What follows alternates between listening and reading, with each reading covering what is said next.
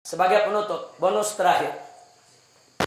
Biasakan kalau Anda buang air kecil, saudara, jangan berdiri, apalagi buang air besar. Buang air besar berdiri sih kelewatan, saudara. Saya cerita buang air kecil. Kenapa saya cerita buang air kecil? Karena sekarang ini saya lihat sampai-sampai di masjid-masjid, kadang-kadang tempat kencingnya juga disediakan yang berdiri, saudara. Nggak pantas. Apalagi ini di negeri Islam. Ini Indonesia ini mayoritas umat Islam. Mestinya tempat-tempat buang air kecil itu, saudara, disediakan ruang-ruang supaya orang bisa buang air kecil dalam posisi jongkok. Perhatikan cara jongkoknya. Perhatikan cara jongkoknya. Perhatikan. Sengaja ini saya tarik biar kelihatan kakinya. Perhatikan cara jongkoknya. Jadi kalau kita baca kitab Kifayatul Akhyar sampai cara jongkok diajarin. Sudah. Nah, cara jongkoknya itu perhatikan. Jadi ini kiri, ini kaki. Jadi kita punya paha, ini pantat kita, ini diri di atas kaki kiri. Ini tegakkan. Begini cara buang air kecil. Seperti ini. Nah, karena kalau Anda lakukan seperti ini, insya Allah buang air kecilnya tiris.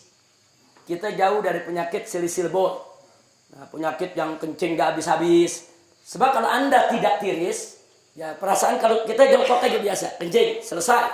Saudara, nah begitu selesai, kita ambil wudhu dan lain sebagainya. Tanpa terasa, kadang-kadang air kencing masih keluar. Ngetesnya gampang. Cara ngetesnya, Anda kencing jongkok biasa. Nah, setelah jongkok biasa selesai, Anda cebok, istinja, Anda keringkan, Anda taruh kapas. Tes saja atau taruh tisu. Nah, taruh tisu, Anda pakai celana dalam, taruh tisu, tutup aja sama tisu. Habis itu Anda wudhu, apa segala macam, Anda mau sholat. Buka lagi, lihat tisunya. Ada tetesan air keluar lagi. Itu kalau kita mau ngetes, bener gak ini keluar lagi? Jadi kalau orang yang buang air kecilnya tidak tiris, akan keluar lagi. Nah, maka itu supaya tidak keluar lagi, perhatikan, ini seperti ini akan tiris. Seperti ini. Nah, setelah seperti ini buang air kecil, kita bungkukan sedikit. Nah, kita bungkukan sedikit. Nah, boleh sekali-sekali kalau masih berasa ada, kita tukar posisi. Nah, sekarang kita di kanan, kiri yang tegak. Tapi ini bukan posisi utama, bukan. Posisi utama yang tadi. Posisi utama yang tadi. Ini cuma untuk menggoyang kita punya kantung kencing. Supaya kantung kencing kita ini kegoyang. Digoyang begini. Balik lagi. Nah, tapi ini yang utama. Ini kalau begini kita kencing, insya Allah tiris. Tidak akan tersisa lagi. Kira-kira jelas tidak? Ditambah lagi dengan jari kita tekan bagian bawah sebelum bagian dubur di bawah ada, kalau kita tekan keluar lagi itu cairan, tekan sedikit. Nah, yang ketiga istibra. Apa istibra? Dehem-nya bukan dehem dengan tenggorokan, bukan dehem dengan suara dada, dehem dengan perut. Perut, jangan pakai dada. Enggak. Coba lihat, ada bedanya nggak dengan dada sama dengan perut? Beda. Coba pakai perut, gimana deh? Perut kita tekan. 3-4 kali. Nah, itu klepnya terbuka. Kita dehem, klepnya terbuka, dia akan tiris air kencingnya. Kira-kira jelas? Habis itu baru kita istinja. Jadi Islam ini indah. Sampai cara kencing diajarin. Sampai cara kencing diajarin dalam Islam, ya ikhwah. Dan ternyata para dokter mengakui. Para dokter itu mengakui ternyata betul memang posisi itu membuat bukan hanya kantung kencing, membuat ginjal kita di posisi yang benar untuk membuang daripada air seninya. Jadi posisi ginjal nih, saudara, memang seperti ini. Dia jadi seimbang posisinya kalau begini. Ginjal kanan, ginjal kiri. Saudara, memang posisinya begini. Jadi untuk ginjalnya sehat, kantung kencingnya sehat, dan insya Allah tidak menetes lagi. Kira-kira jelas? Nah, ini oleh-oleh pelajaran terakhir. Mudah-mudahan manfaat untuk kita semua. Amin ya rabbal alamin. Tolong diamalkan, dijalankan supaya sholat kita bisa lebih tertib lagi. Tapi ingat, saya ini membahasnya cuma sangat singkat sekali. Nah, belajar lagi sama guru-guru kita. Tanya kita punya guru, tanya kita punya ustadz, tanya kita punya habib. Dengan kitab-kitab yang mereka baca. Bagaimana tata cara sholat, bagaimana rukun sholat, bagaimana tata cara wudu. Apa itu hal-hal yang najis, apa itu hal yang membatalkan daripada wudu kita. Pelajari. Sebab kalau Anda tidak tahu bagaimana cara bersuci, bagaimana sholatnya bisa benar? Itu pintu. Sholat tidak sah kalau bersucinya nggak beres. Pelajari dulu bagaimana cara bersuci, bagaimana cara sholat. Jangan sampai kita tidak tahu. Sampai di sini jelas? Alhamdulillahirabbil alamin. Saya pikir cukup sampai di sini, dan insya Allah besok seperti biasa ada majelis burda di pagi hari, dan saya akan sampaikan yaitu pelajaran soal Freemasonry, dan saya minta semuanya tolong menjadi tuan rumah yang baik. Saya tidak anggap Anda sebagai tamu lagi.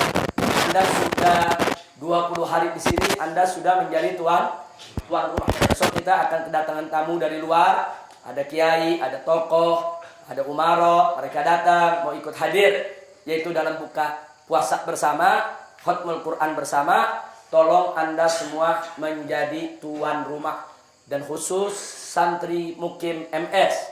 Mulai besok pagi bantu orang dapur, jangan ditinggalkan. Nah, orang-orang dapur kita ini besok kerja keras. Ada timnya Habib Hashim juga kerja keras. Tolong santri bantu, bagi-bagi tugas. Nah, tapi bagi mereka yang sudah punya tugas, tolong tugasnya jangan ditinggalkan. Jangan. Saya nggak mau lihat lagi ada tugas-tugas yang ditinggalkan. Khususnya bagian untuk merawat peternakan.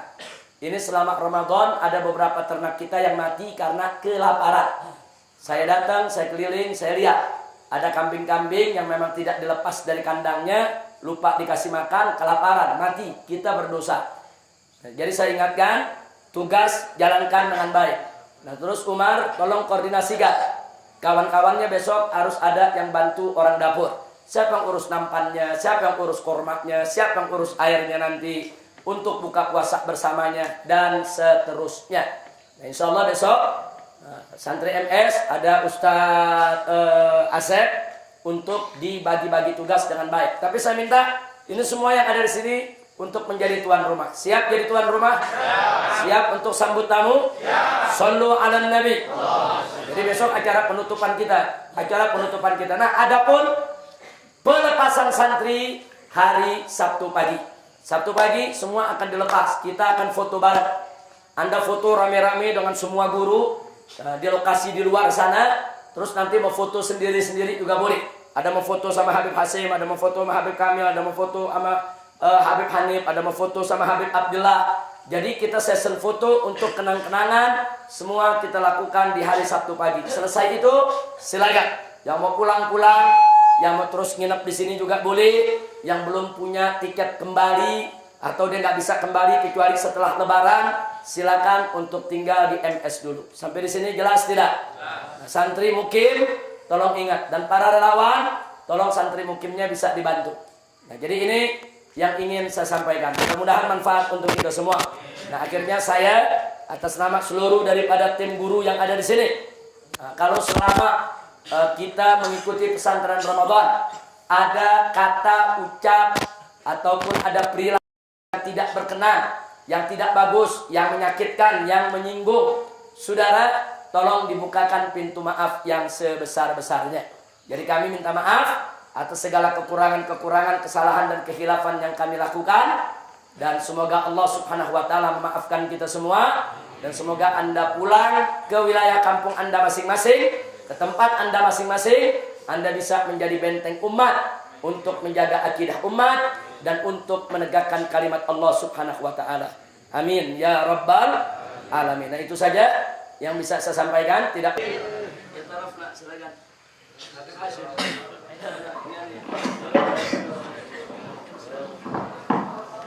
Ayo baca Rabbana